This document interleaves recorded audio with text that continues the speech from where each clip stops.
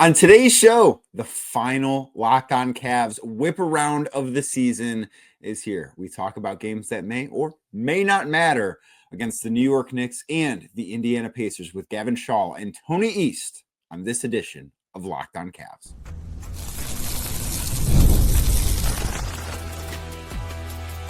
You are Locked On Cavs, your daily Cleveland Cavaliers podcast. Part of the Locked On Podcast Network, your team every day. What's up, everybody? My name is Danny Cunningham. You might know me from my time covering the Cleveland Cavaliers, places like my Substack, The Inside Shot, Cleveland Magazine, 92.3 The Fan, and a number of other stops along the way. I want to say thank you to you for making Locked On Cavs your first listen today and every day. Like I said, you can find the show anywhere you get your podcasts, Apple, Spotify, anywhere else. Drop us a 5-star rating. Leave us a nice review. Be a friend. Tell a friend about Locked On Cavs. Make sure you're subscribed. Make sure a friend is subscribed as well. And if you're watching the show on YouTube, do me a favor, hit that thumbs up button for me, click subscribe, and hit that notification bell so you don't miss the latest Locked On Cavs content, a proud part of the Locked On Podcast Network, your team every day. And today's episode is brought to you by FanDuel, because right now, new FanDuel customers can get $250 in bonus bets when your first $5 bet wins. That's $250 in bonus bets if that first $5 bet wins.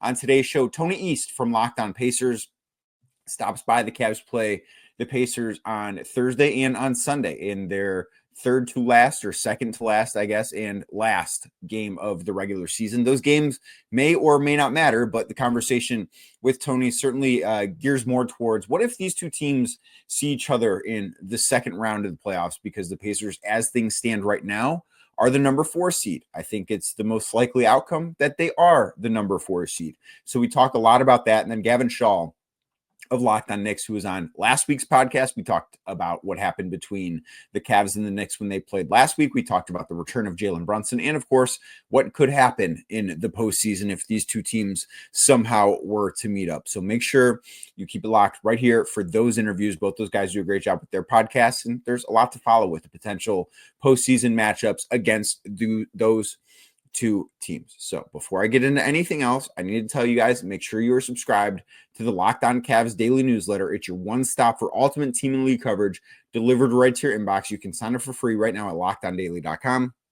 That is lockedondaily.com. And before anything else, here's my conversation with Tony East. For the third and final time this regular season, Tony East is going to join the show. Talk about the Indiana Pacers. Cavs have 2 matchups with Indy on Thursday in Indy, and then Sunday to close out the regular season at home against the Pacers. And Tony, the last time we talked, it was right after the Pacers beat the Cavs on a Sunday night in January. That win for Indiana moved them to 22-18 on the season. Obviously, the two teams played again a couple of nights later. The Cavs won that one, but since then, Indy's been awesome. They're now 47-31 as we record this. To you, what has been the story of the Pacers season since we last spoke? Yeah, they're just good now, right? Like at the time of that first win, they were playing much better than they started the season, but that was like a big, like, okay, they're really rounding into form. Like, this is real. And Haliburton got hurt in that win, and they still escaped with the victory. Like, that was for them because their January schedule was hard. And after how poorly they started the season, I think everybody kind of thought they could be dead. Instead, they played their best basketball that month. And now they're here where they've continued to play very well. Their offense is reaching closer to last year levels. They're still kind of crawling back from their slow start in terms of their season-long rating, but they have a good enough defense, and that's what's made them a good team, right? Since the All-Star break, the difference in what's made them this level of team is the Tyrese Haliburton from last year is back, right? He is on an absurd run. He just became the second player ever to have more than 200 assists and 20 or fewer turnovers in an 18-game stretch. Like, it's insane what he's doing with his creation, and the Pacers' offense is humming as a result. I think everybody except Siakam, basically 1 through 8 or 9, is playing at least an average level on offense right now, if not well above it. But their defense is 14th this season, and they've carried that for a while now. So even on nights where they're not crisp or perfect on offense, they can still win. And that's a big change from last year, and what's allowed them to climb from, they were 10th-ish, maybe tied for 10th when they were 10-15 to like, oh, they are the 5th team to clinch a playoff spot and are probably going to host a series. Right. This has been a pretty good in-season turnaround. I think the first 25 games are not always, the truest indicator of success. I do think there are some people that probably disagree with that sentiment, but what Indy's been able to do for the past several months, I do think speaks to them being like a legitimate good team and not just a team that got a few lucky breaks in the postseason last year to be able to get to the conference finals. But what are the, I guess, expectations for Indy as the postseason grows near?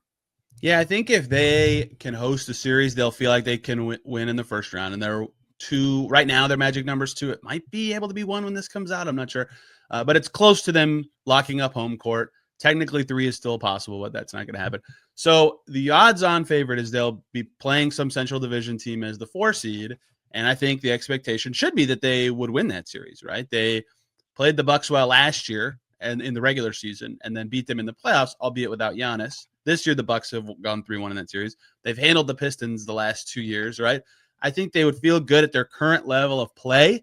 That style worked in the playoffs last year. Even in the series they were swept, Joe Mazzulla said, yeah, that was our hardest series, was playing the Pacers, that they can feel good about playing anyone that's around their win or talent or net rating level in the first round. The second round will be challenging. The gap between the teams they'd be playing in the first and second round is enormous. It potentially, and in fact, almost very likely, it looks like would be the Cavs in the second round should they win that first series.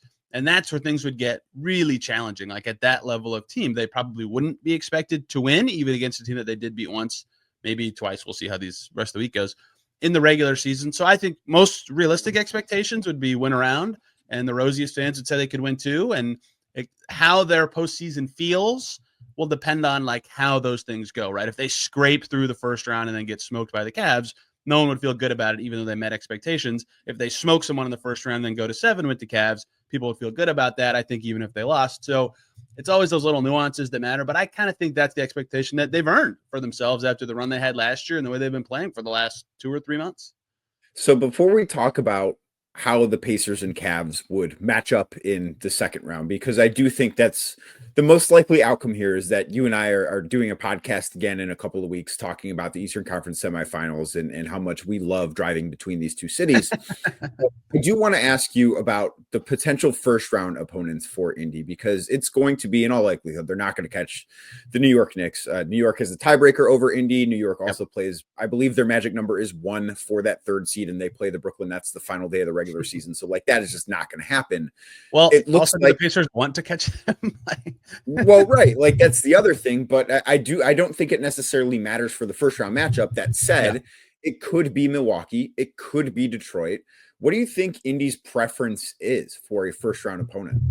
Yeah, it's so easy right now with Dame's injury to say the Bucks, but Giannis is so good, man. Like even just Giannis would scare some teams, I think. I mean, they've found a way to win. What was it? They won all 4 of their games this week. The Bucks did, right, without Dame, and he just has that level in him to do that. So I'm very tempted to say that Detroit would be harder, the team that you'd want to play because of that. But like, man, every time I think this, Detroit like wins 3 in a row without Cade, or like some other Pistons player starts to look like Isaiah Stewart looked really good this week. Oh, Dennis Schroeder's assist to turnover ratio is insane. Oh, Malik Beasley hasn't missed a 3 since I was born. Like they're crazy good out of nowhere. So I keep saying these things like, oh, I think the Pacers and most teams in the East Field would rather play the Pistons than the Bucks because of Giannis. But then I'm like, man, the Pistons keep doing this. Maybe I'm crazy. So I think it's closer than people think.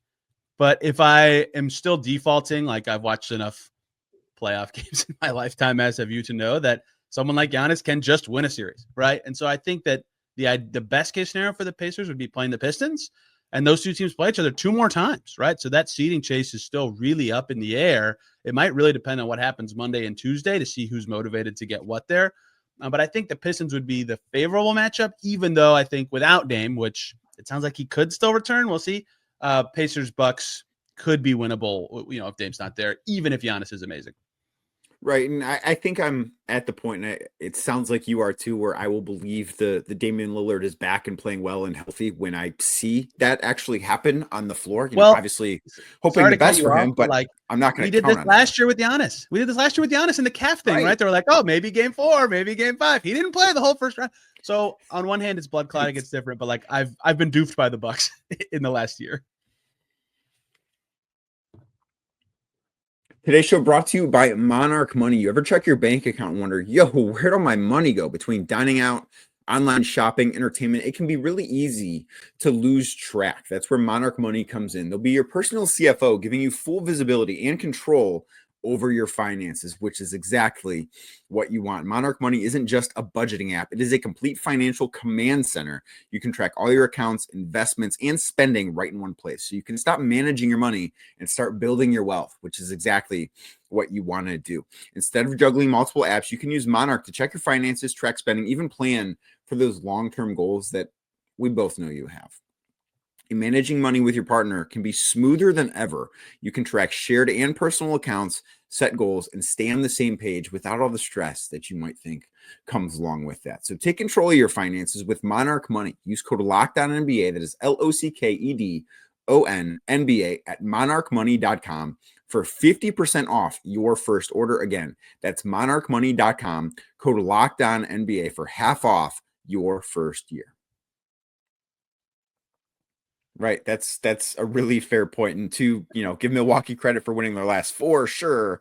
But they beat Phoenix, they beat the Sixers, they beat the Heat, they beat the Pelicans. Like, it's not as if they have impressive wins without Dame in that time span. They've beaten teams that they should beat even without Giannis, like they did on Sunday against the Pelicans. So let's say that the Cavs handle whoever comes out of the play-in as the 8th seed, and the Pacers handle whichever Central Division opponent they get in the first round. And these two teams are matching up in the Eastern Conference semifinals, with the Cavs, of course, having home court advantage there.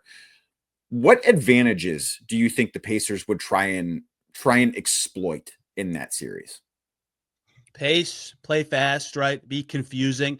That's how they always play, and that's what teams have trouble with. You can scout the Pacers as much as you want and say, okay, here's what their concepts are. Here's how they try to play. They do their best to call their offensive style random, which, like, to us, it feels random because there's not a lot of call this play, call that play, do this for this guy kind of thing. And like, that is in there. It's just not someone from the sideline shouting it or anything default like that. They just have a lot of concepts that they flow through and flow into very easily. And so as a defense, you can be ready for all of it, but it happens so fast and there's so many of them and they flow into them so quick that, like, if there's a small crack in what you do, they're going to try to exploit it. Last year, after they beat the Knicks, Tyrese Haliburton made a point of saying after the series on the podium, most teams slow down in the playoffs. We've made a point to not try to slow down, right? And so while the Cavs defense is very good, they did, I thought, in the game the Pacers beat the Cavs this season, that was part of what they struggled with. And the Cavs scored like 90 points in that game. That was like their worst offensive game of the season or something. But the tempo the Pacers had, even without Haliburton, was still just enough for them to score enough to set their defense and guard the Cavs pretty well. I think every team that plays the Pacers struggles with that to an extent. Do I think the Pacers have a lot of matchup trouble against a very, very good defensive team? Oh, yeah, absolutely. It's not going to be easy to play the way that they always play. I think their own defense will have to be basically perfect for them to be keeping up every night. But that's where their biggest matchup advantage pretty much against anybody has come, is that they just play this style that is so hard to be mentally prepared for a full game, even in a playoff setting, like all their opponents found out last year. And if they're crisp and playing well, even if they're not making that many shots, they just generate good looks all the time. And it's so stressful for defenses. And then on the flip side, what is the one area where you think they could be exploited the most over a 7-game series against the Cavs? Yeah, they just gave up 76 points in the paint to Denver on Sunday, which Denver's very good at that. That's how they play. But I always think the Cavs size gives the Pacers a ton of fits. Like, Jarrett Allen always seems to be, 10 for 12 with 13 rebounds against the Pacers. And obviously his defense is extremely impressive already. And that's one of their many, good tall players already. Mobley, Dean Wade. Like, does Dean Wade ever make a mistake ever? Like, I know he has like 6 points a game, but that dude's always in the right shot sometimes. Truthfully, like, the mistake that he makes, and I think that he would probably say this, is that he doesn't shoot the basketball enough. Like, he can be a little hesitant with his shot. Like, that's the mistake that he makes, is that he'll be open and he will look to, like, it's almost as if, being unselfish all the time is actually not a good thing. And I think that sometimes he can fall into that trap a little bit, if that makes sense. Ben Shepherd syndrome for the Pacers. Yeah, like, that's a lot of good defensive size that makes the rim deterred or harder to get to. And the Pacers love to play that way. Paint to grade, they call it, right? And so if that's not going to be available to them constantly, or it's going to be very challenging for them to get those shots, they're either going to have to rely on like shooting variants or find other ways to get to the paint to score. And that's a tough shift. Like that's how the Cavs have given them trouble for years. And oh, by the way, their backcourt is like probably the best two guards together in the league. So if you find a counter for that, you also have to guard those two players. And they have Nesmith and Nembhard. That's great. They can't play 48 minutes. So there's going to be moments where they have some defensive challenges slowing those guys down. And I think guarding your yard, as everyone says, is going to be something and has been something the Pacers have struggled with for years. And if they can't do that against Garland and Mitchell, good luck. Good luck beating the Cavs. Then these final two games in the regular season, Thursday and Sunday, the Cavs play a game against the New York Knicks in between. I don't know if the Pacers have anything in between. I haven't looked at the schedule through Orlando. Even better. What a fun game that'll be. But how seriously do you think the Pacers are going to take the end of the season? Yeah, I think that the meaning of these two games will come down to what happens like early in the week, right? If the Pacers win Tuesday and the Bucks lose, the Pacers will be 4, basically, unless they win out and the Knicks lose out, which, as we've already said, seems exceedingly unlikely. And like, again, if the Pacers clinch 4, do they want to be 3? Like, do they even try that hard for their last 3 games? So there's a chance the Pacers, maybe the first game they'll be playing for something. And if it's in Indy and they could clinch home court on their home floor, like that's pretty cool. So there's a chance that the first game is for something and the Cavs could still be, in theory, fighting to keep away Boston, I guess, by that one. I don't know about their OKC aspirations for home court in the finals. So I think the Pacers will be probably motivated through the weekdays. Like there's a chance they get to the Orlando game and they're clinching that day. Minnesota, Milwaukee's the biggest game left of the Pacers season. Ironically, it's not even one they play in. But that last game on Sunday, I think you probably agree with this. It looks very likely that both teams will have their situation secure and they will be playing for run out the tape, nobody get hurt. Let's get to this week off. That's kind of how I would envision things on the Cavs' point of view, too. Like they play Chicago on Tuesday night, and if they win that, they clinch the 1 seed. And the Cavs have openly talked about not caring about having home court in the finals against OKC. And I mean, the one thing that gets overlooked there, like OKC making the finals is not a sure bet either. True, yeah. And the Cavs would have home court advantage over every other team in the Western Conference if that were the case. So that's not something I think they're chasing. It's not something I think they would get anyways, even though they would likely, if they caught OKC, they would hold the tiebreaker over them. So that is a little bit helpful for them. But ultimately, if I'm looking at this from a Cavs perspective, and they played the Knicks on Friday, and as we've mentioned, that team is likely to be 3rd. The Pacers are likely to be 4th. And the Cavs have not talked about this because they want to put the focus on clinching the 1 seed and then figure it out from there. But I wouldn't play to win either of those games against the Pacers. If you win, great. That's, maybe you win 65, 66 games. That's awesome. If you lose, who cares? It doesn't matter. But I think that playing the starters in a game against a team that you're not going to most likely, because I just don't have faith in the Knicks getting past the Boston Celtics in the second round and reaching the conference finals if the Cavs were to get there. But I don't see avenues for the Cavs to see the Knicks in the postseason. So that would be the game, if I'm the Cavs, that I would want to play the starters, that I would want to maybe game plan a little bit for and treat like a serious basketball game as opposed to the 2 games against the Pacers that, hey, you might see this team again in 2 weeks with a lot on the line. Maybe don't go all out for these ones. I don't think the Pacers would care if the Cavs threw against the Knicks and let the Knicks walk into the 3 seed and made that something I don't have to talk about ever again. So I wouldn't mind if that got flipped. But yeah, I think like the Pacers obviously very much care about the Cavs' motivations, and I think are very much rooting for the Cavs to beat the Bulls Tuesday because that would make the rest of their season easy. And even if it's not easier, just having control of like, okay, if we win, we're this, if we lose, we're this, is what every team wants. And so knowing that your opponent might be sitting guys to make it easy for you to choose that is very important. Like as the Cavs saw last year, as they controlled their last game and it helped them win a round.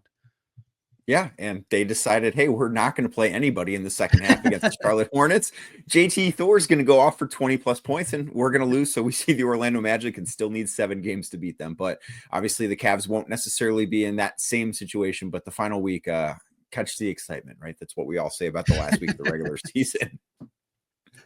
I looked it up yesterday. Every team entering Sunday that had less than 36 wins had a combined 38-game losing streak. We love March and April NBA, baby. It's the best. Incredible. There's not a week with as many 10-point spreads in the NBA as this final one. But the Cavs and the Pacers will square off for the 3rd and 4th times on Thursday and on Sunday. If you want to learn more about the Pacers, maybe keep an eye on who the Cavs could be playing in the second round of the playoffs. Make sure you check out Locked On Pacers with Tony East for more. Tony, thanks so much for doing this, man. Yes, my listeners, Locked On Cavs. Keep up with Danny too.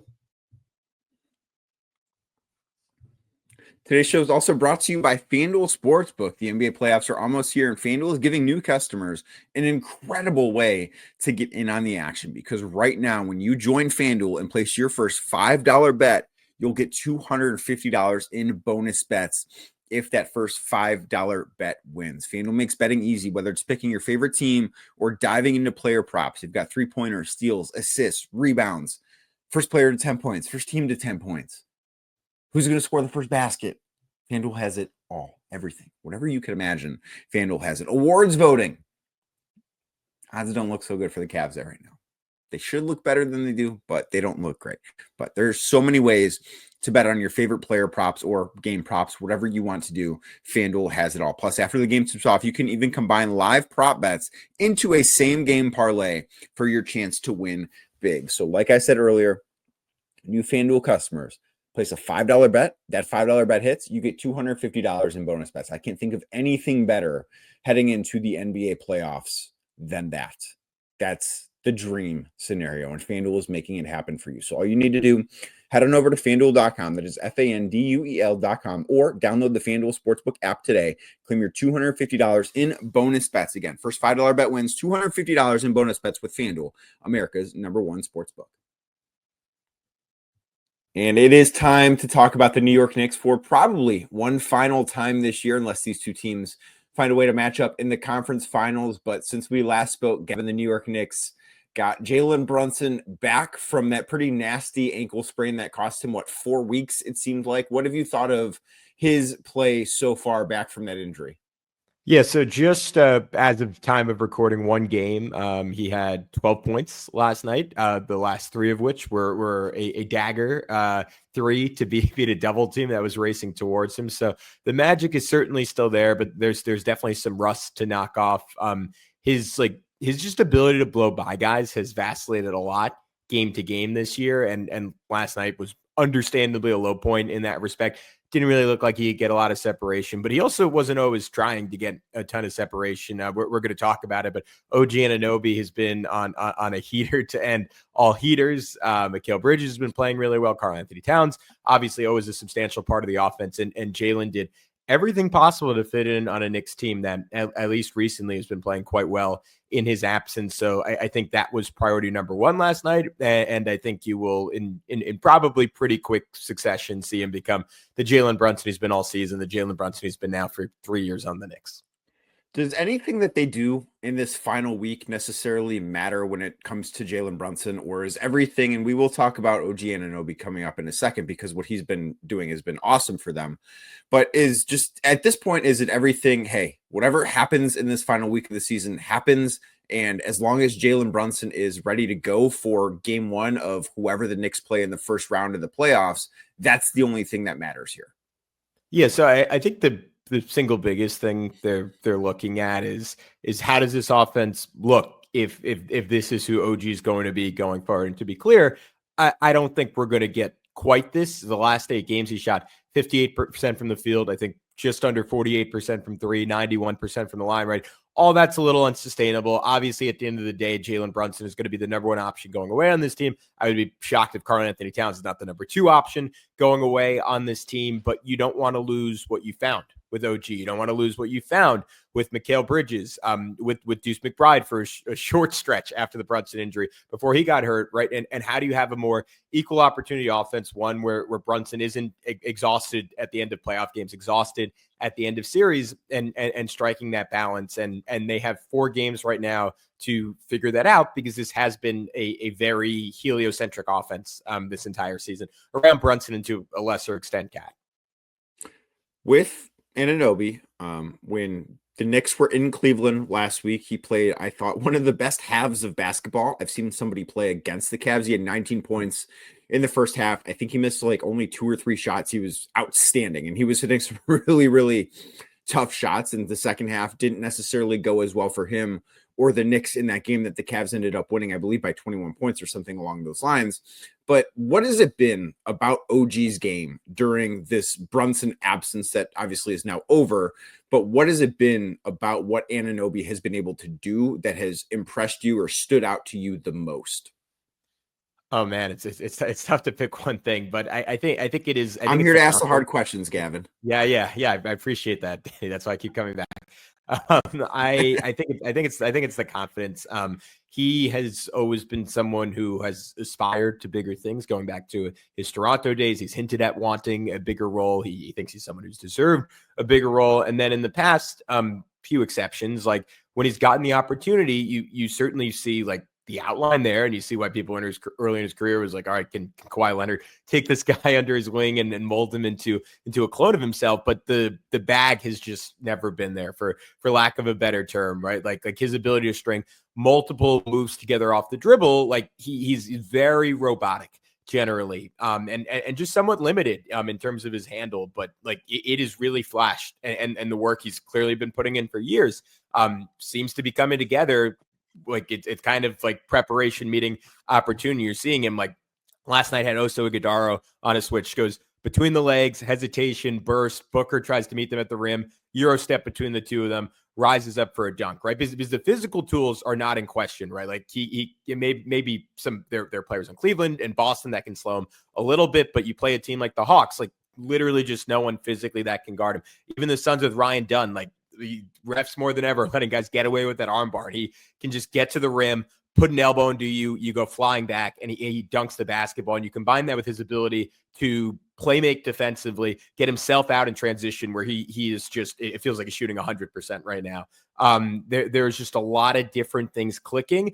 The jumper is something I'm going to continue to watch, because he had an incredible hot stretch to start this year where he shot like somewhere around 45% from three the first 18 games. Then for about 40 games, he was low to mid 30s. So we'll see if that continues, because right now, to your point, in the Cavs game, going for 5 for 5 in that quarter, he's hitting deep ones. He's hitting ones where he doesn't even dribble and he just jabs and fires. Like this feels like somewhat unsustainable, but it's really everything culminating for him simultaneously right now. The end of the season for New York, I think, is a really interesting schedule. So we're recording this on Monday afternoon, my time. Mm-hmm. They play the Boston Celtics on Tuesday. They play in Detroit on Thursday. They host the Cavs on Friday, and then they play Brooklyn in a game that the Nets won't want to win on Sunday. But those first three games are all very interesting, because the Knicks have not, and I think this has been, well documented. I don't know if you've heard this stat, Gavin, but they've not beaten the Celtics or the Cavs so far this year. And then Detroit is a team that they could conceivably play in the first round of the Eastern Conference playoffs. Do you get the sense that them beating New York beating Boston or Cleveland once matters? And then also with that Detroit game, they can kind of manipulate things a little bit. Do you think it matters who they play in the first round? I'll answer the first question first. I also read too much into these end of season games, because I don't know. I guess Cleveland still, to your point, technically has to win one more to lock up the 1 seed. You know better than I would, but 4 games left, up by 4 over the Celtics. Unless the Knicks beat Boston on Tuesday, then they don't have to win a single game. Yeah, there you go. The Knicks wrecked the Celtics at the end of last season, and there was a feeling of this mattered so much more to New York than it did to Boston. It felt good. I enjoyed doing that post game. I think people enjoyed watching that post game, but it is hard to say that a win at this point changes anything for the Knicks. Certainly better than losing by 30 again, though. I'll tell you that much. And with the full strength roster, I think maybe they might have played Boston at full strength, but this could be the first time all year they technically have everyone with Mitchell Robinson back. So sure would mean something. Again, I struggle to read too much into it. The Pistons part, I think, is a little more interesting to me. We talked about it the other week. I've personally come to a place where I would substantially rather play the Bucks than the Pistons, despite the differences in postseason experience, despite the fear inherent in facing Damian Lillard and Giannis in a first round, even with a limited roster around them. Detroit's really good. We've seen them 40 games now where they've had a top 6 or 7 net rating in the NBA. They're 2-1 against the Knicks this year. So there's no world where Tom Thibodeau consciously chooses to manipulate the things. Maybe the Knicks sit someone just because that was kind of their plan all along. But I think the Knicks are going to play to win that game no matter what. And if they do, it makes it obviously all the more likely that they will ultimately play the Pistons, maybe a tougher first round opponent. But if you're the Knicks and you should have championship aspirations, as good as Detroit has been, you should be able to beat them. So we'll see if they actually can.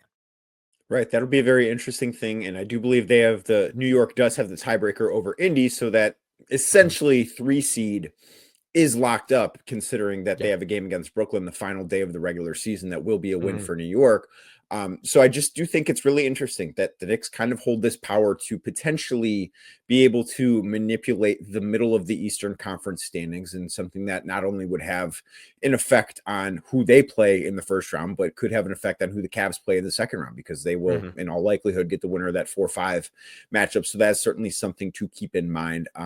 Is there anything else that you're watching over the final week that maybe won't change your mind about how the Knicks would fare in the playoffs, but could maybe give you a little bit more hope about this team before they start playing the games that really do matter? Yeah, I think the biggest thing in the Cleveland and play confidently, but handles those matchups. He has really, really struggled for the most part against the Boston Celtics. On both, obviously, they put about as much stress on as any team in the league, with their ability to run pick and rolls, pick and pops with anyone, with KP popping out to 26 feet, with you having to switch onto a Jason Tatum, onto a Jalen Brown.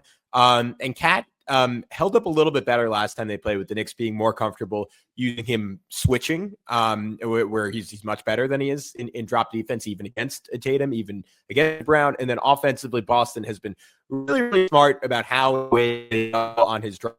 Cat, especially in these big games, especially against speedy, smart defenses, tends to get tunnel vision. You'll see him barrel into 2 or 3 defenders. Force the issue. We saw it down the stretch against the Cavs. We started getting frustrated. Jarrett Allen started getting the better of him in that game. And I want to see Cat make better decisions. He's been passing more on his drives lately, which was not something I knew he was capable of doing. So that's an exciting development, but it still remains to be seen whether he can do that against a defense like Cleveland, against a defense like Boston's. And I think that could very much shift how those teams cover him. If you see Cat able to find open 3-point shooters, maybe it doesn't matter if the Knicks continue to insist on starting Josh Hart, and Cleveland and Boston says, all right, kick it out to Josh Hart all you want, take 15 threes. We're confident we'll outscore you, but we'll see if the Knicks can solve all that. I don't know if they can, but a few more games to figure it out.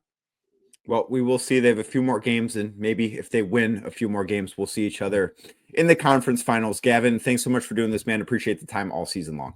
Yeah, thanks for having me, Dan. Thank you again for making Locked On Cavs your first listen today and every day. Like I said earlier, you can find the show anywhere you get your podcasts, Apple, Spotify, anywhere else. Drop us a 5-star rating. Leave us a nice review, and be a friend. Tell a friend about Locked On Cavs. Make sure you're subscribed. Make sure a friend is subscribed as well. And if you're watching the show on YouTube, do me a favor before we get out of here. Hit that thumbs up button for me. Click subscribe and hit that notification bell so you don't miss the latest Locked On Cavs content. I will be back tomorrow talking more about the Cleveland Cavaliers.